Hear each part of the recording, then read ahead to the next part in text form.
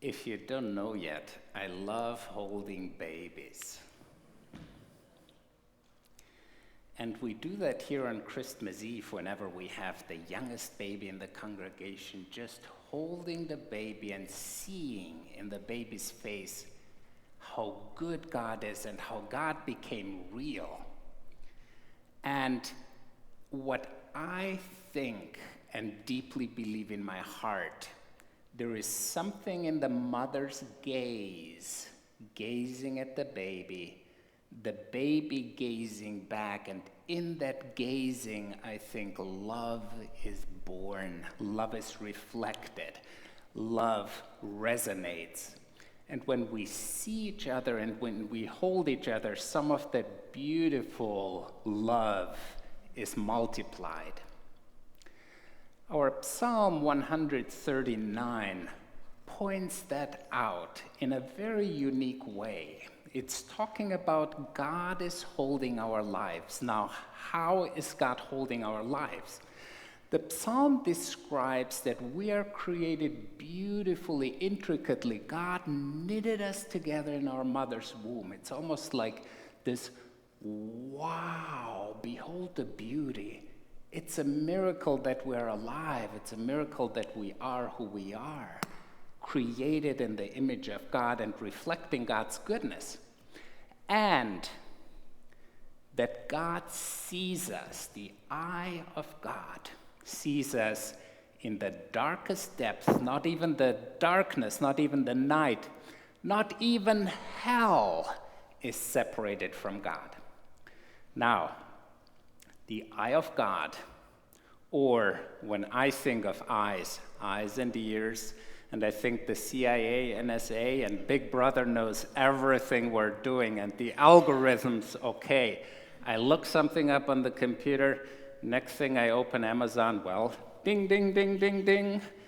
It's all connected. So much of our information is out there.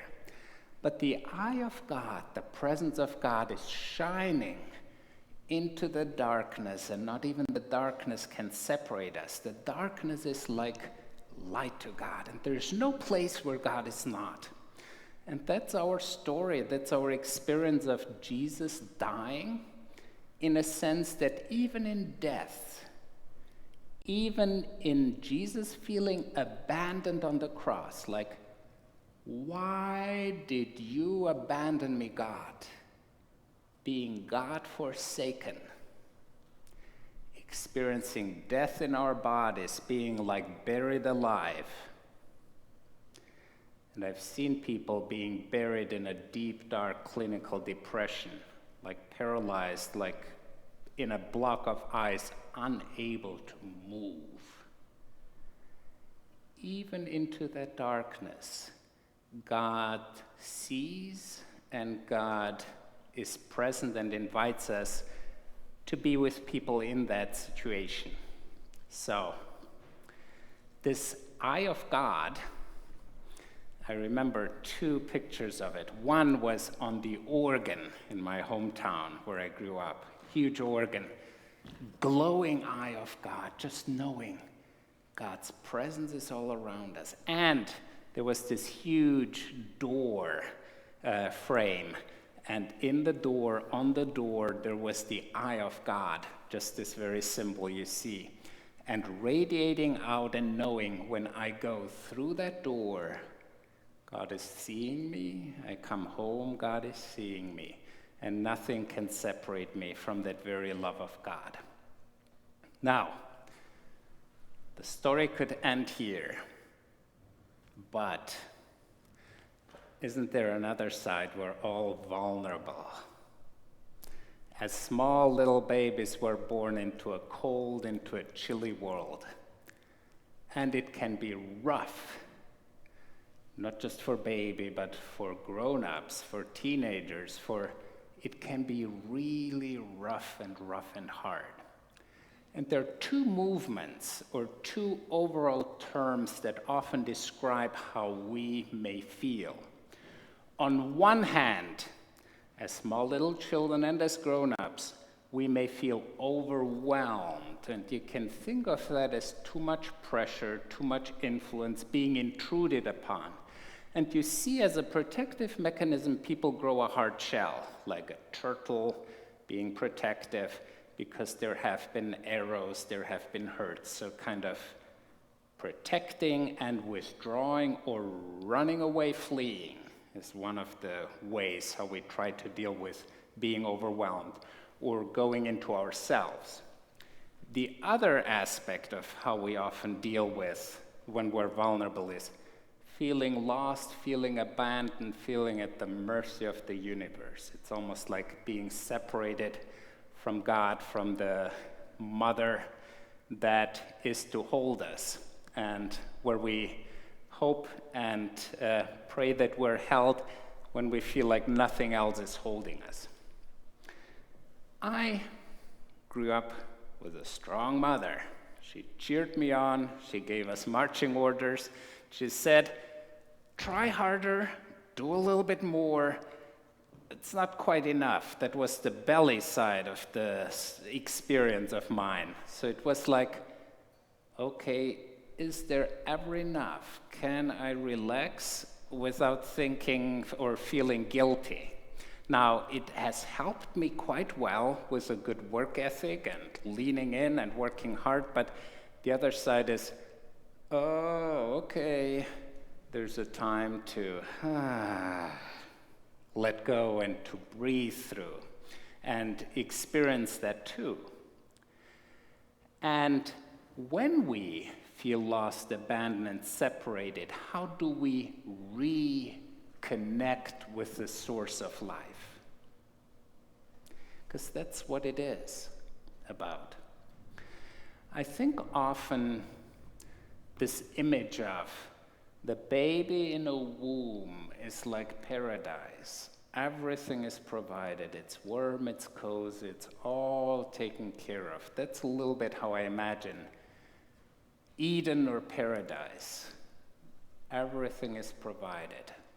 But then when we're born, when we're expelled, when Adam and Eve, that's what the story of paradise, are kicked out of the garden, that's when they experience the hardness of life. And the terrifying image that I often think of, or that I dreamt one time about, was this astronaut in space, disconnected to the mothership.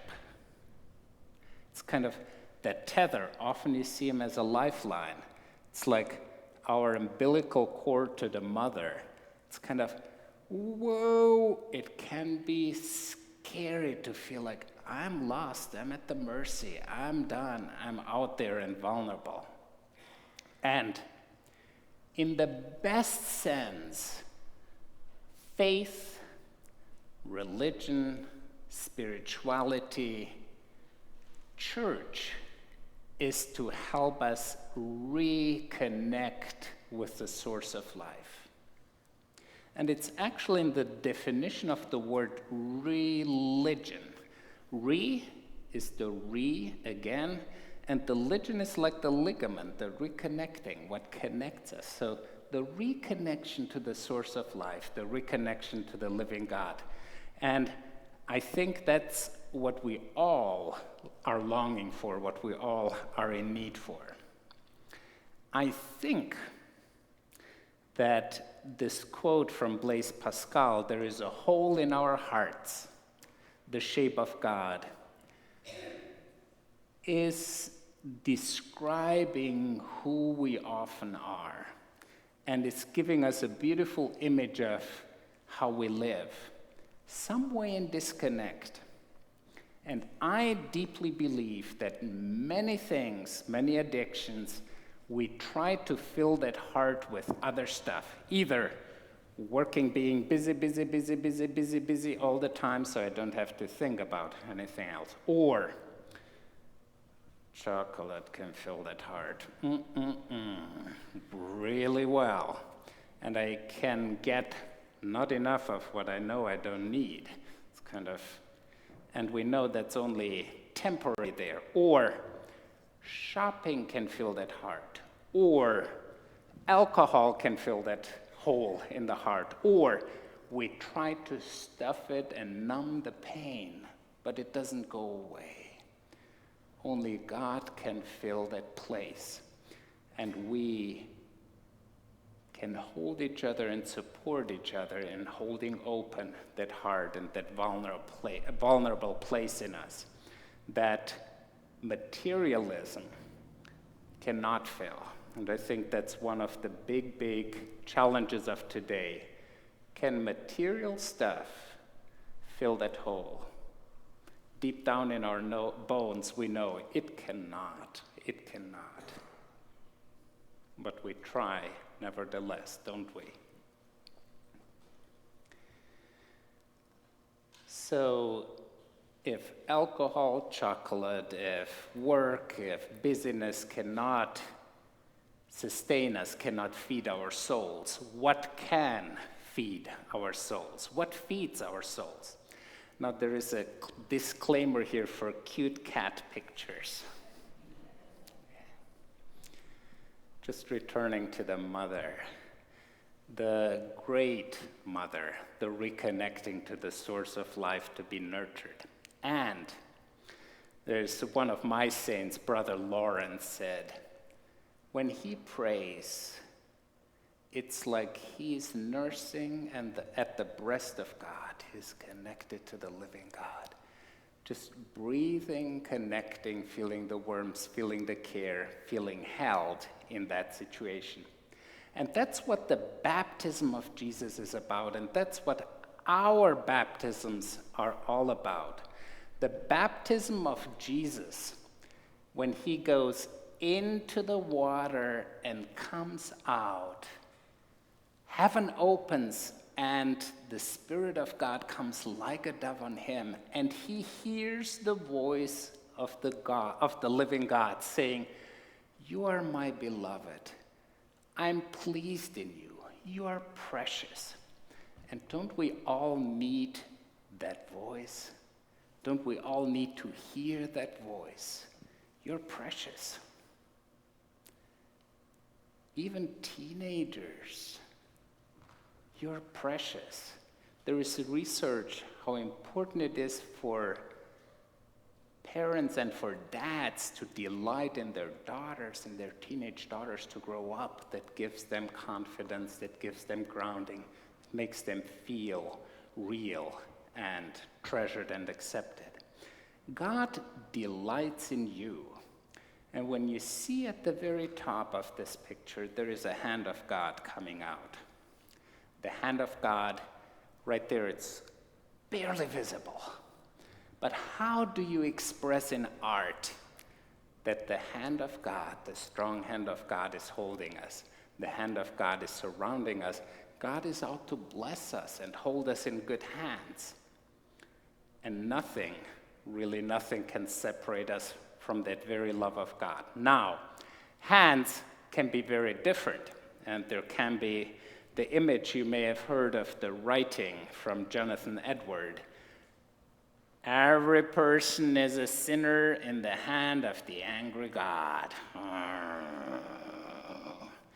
And that's where I think like hellfire and brimstone brings you only so far. We need rules, we need structure, all of that. We do need it, but as for faith, to grow wings, to open up, to relax into the grace of God, that's when we know God is holding us. Nothing can separate us from that very love of God. Now, I think that's what adoption is all about. There is one branch in theology that says Jesus in baptism was adopted. And think in its best sense that each and every one of us is adopted by the living God. I can see little Sienna here yes, she's not here, but I can see her. And how she delights, and she's adopted, and knowing in your bones someone chose you, specifically you. You're precious. You are held. God is holding your life. God delights in you, shines on you. With God, you're in good hands. That is good news, good to remember. Because so often we get the death messages and not good enough and not this and not that and not that. The original blessing is you are held in good hands.